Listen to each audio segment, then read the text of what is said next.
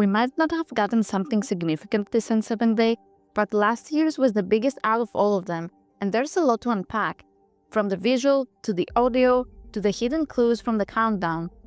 Now let's analyze the visual and the character. On the first opening seconds, we see the character walking and the Krogan on the back, but who it might be is a mystery.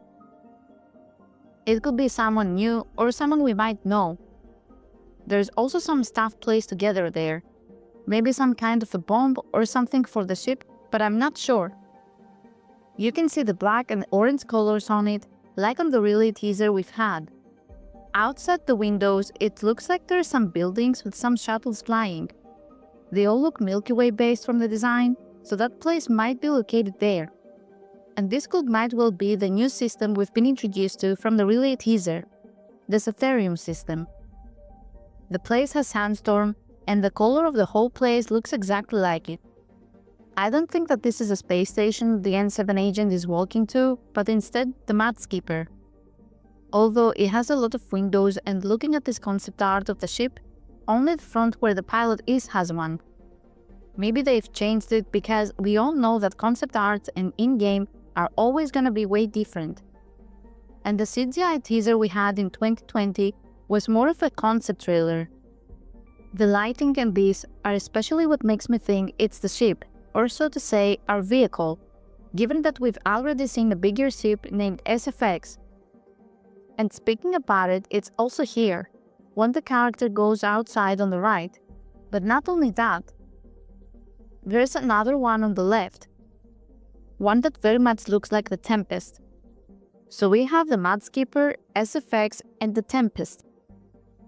Someone is also waiting for the N7 outside. It kinda looks this person wears a glass helmet. Now, the biggest mystery in all of this is of course the N7. Who could it might be? Could it be Shepard, Liara, Ryder, or a complete new one? I've been thinking about it because there's so many things to consider that gives clues and hints. And I've talked about how this is in fact Liara. The movement, the shoes with a heel that looks like her trilogy ones, and that big tweet from Michael Gambel. In this, he writes her line from the relay teaser when she's speaking to the Geth about humanity's defiance, and then we have the two roles we already know, but the third unknown role is also hinted.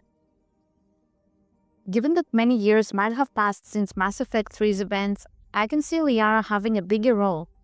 That's none other than an N7. But she's gonna work more in secrecy, thus the code, silencer pistol, and the whole agent vibe the character gives. Maybe she's gonna help the Andromeda Initiative, cause there's a distress signal being sent on the countdown information. Also, the head movement she does is the same as this one she did in Mass Effect 3. She's speaking with that Krogan, but the voice is muted of course as to not give the character away. Even the design from the waist all down to the legs looks very similar to her Shadowbroker style. Now there's one thing that contradicts it though. Aliens can't be an N7. If we go by the year the events might set in 2819, exactly the same year as Andromeda's events, I can see aliens being accepted into the N7 program, and the Reaper War had many casualties, so there's also this to consider. The second possibility is for this to be Shepard. Many are speculating that this is them, and there are some hints that point to this. The first is of course that broken helmet Liara picks up from the snow. This can have many implications.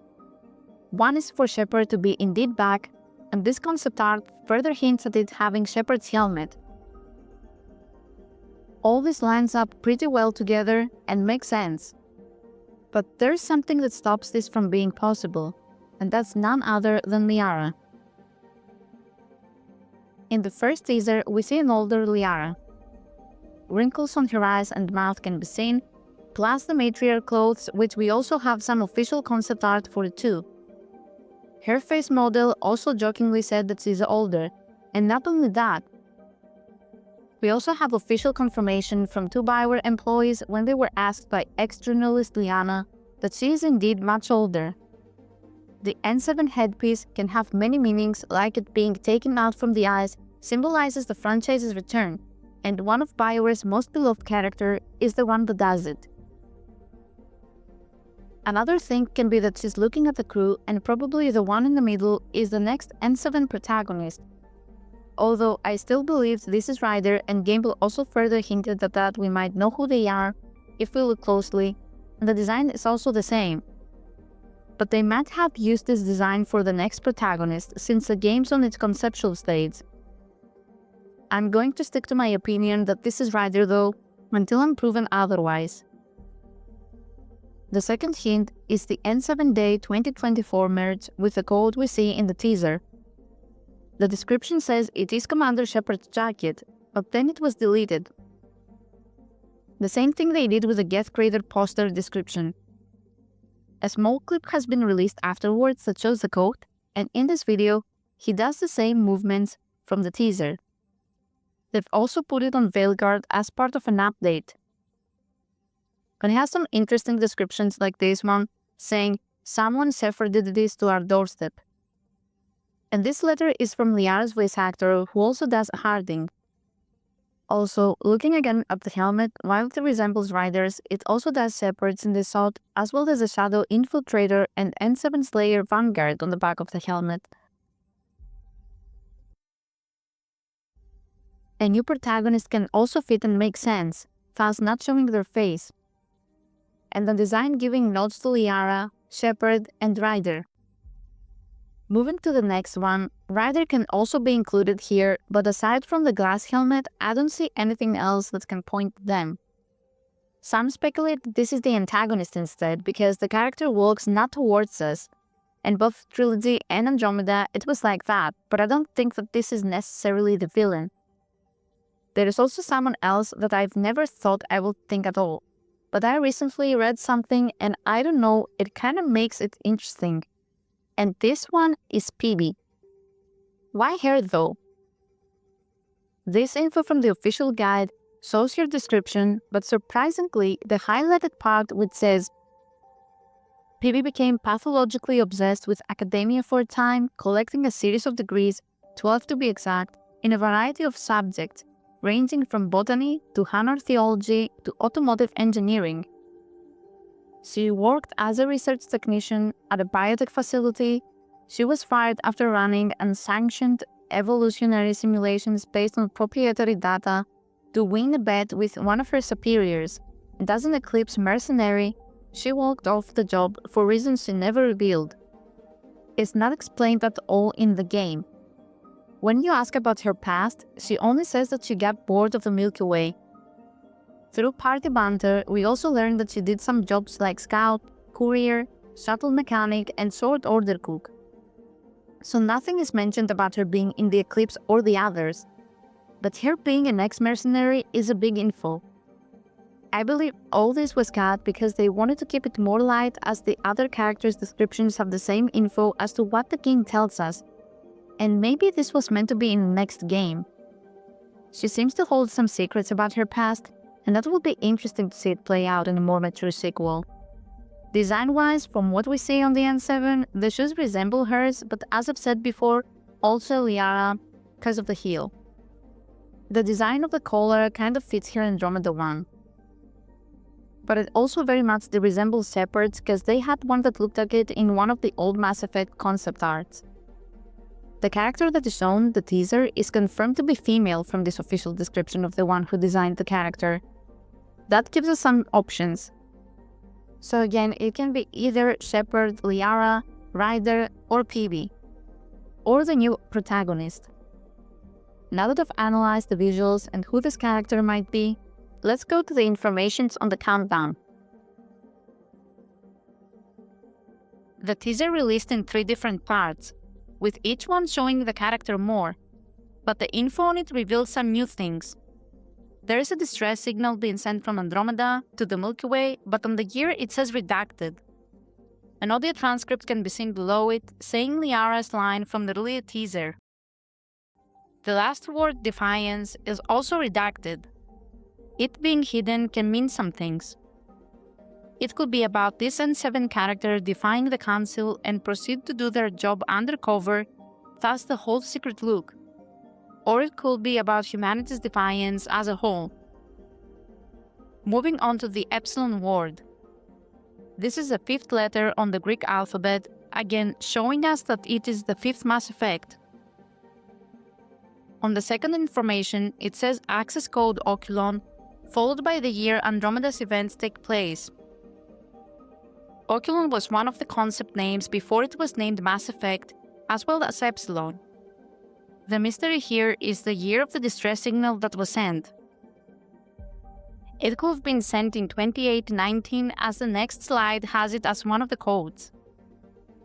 It could also be unknown, but I think it is when Andromeda's events takes place and possibly after, since they want to connect both galaxies and stories. The important thing here is, of course, the access codes that reveal these infos, which are key to provide us with some clips for the game. Epsilon, Oculon, 2819, Defiance, and then the post-nebula. I don't know what the last one means, but the only thing that can come to mind is that pink nebula we've seen in the first teaser, which formed the Geth figure. Another thing I've seen that's been talked by some people is the last code, Epsilon, Oculon, Nebula. If we only take the first letter from each word, it gives us the word Aeon.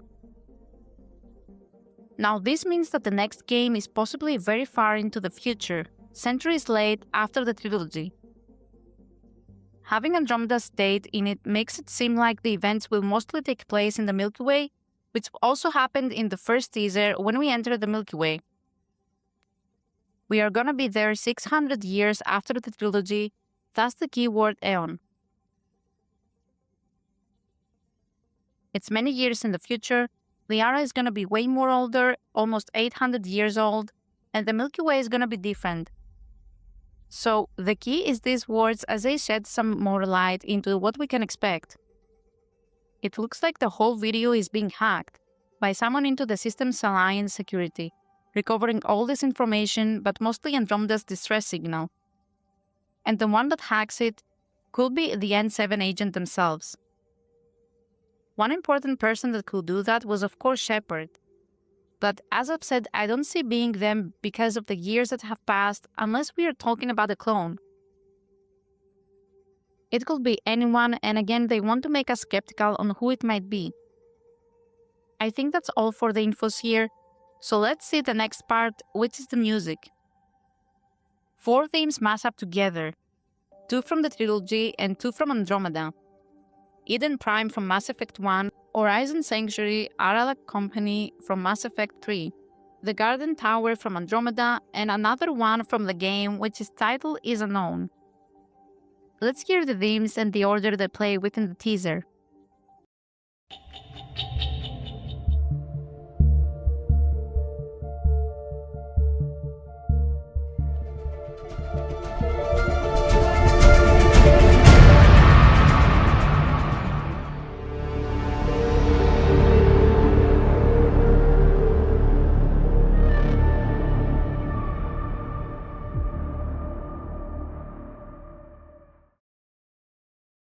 The first opening seconds of the teaser shares the same sound when Shepard sees the husks on the spikes when we land on Eden Prime, and there's also another track that blends in, specifically Mass Effect 3 from the Ashes DLC, titled Return to Eden Prime.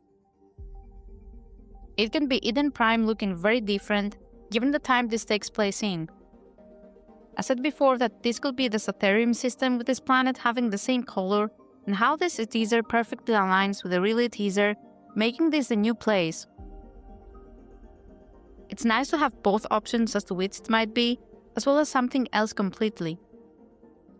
Don't know if there's a connection here to all this, or they just put them to signify the connection of both games as they did before, but I think all of this is intentional, as they've always doing that in all of the teasers so far. On the next audio we hear the Garden Tower, which plays when we find on Kitasira that the Angara were created by the Jordans. What this gives is a hint that we might learn more about the Jordans and why the Angaras were created in the first place. Synthetic organic plot playing also a big part, as the Geth are on almost every teaser so far. The big question is, where did the Jordans go? could they fled to the Milky Way? Based from this concept art, it doesn't seem to be in Andromeda, but instead the Milky Way. You can see both Jordan, Prothean, and the design of the structure, and maybe all these are something to look forward to. Next, we have another theme from Andromeda, and this one is when we meet Peebee for the first time. This is important for the Remnant riders first interact with and Peebee. Maybe she's gonna be in the game, as Gamble said years ago in this interview that if they want to continue her story, they'll do so in the future. She was important in the story given her knowledge about the Remnant, and if it is making its return, I can see her coming back. And the last one is Horizon Sanctuary and Aralak Company. Horizon plays when you infiltrate the Cerberus base and learn about the people being turned into husks. And Aralak Company plays during Grant's loyalty mission in Mass Effect 3 when we first encounter the Rachni Queen. And that's everything for this analysis. This one was the biggest they did from previous ones because it combined visual, audio, text, and we've only had either to look for either hidden audios or visuals.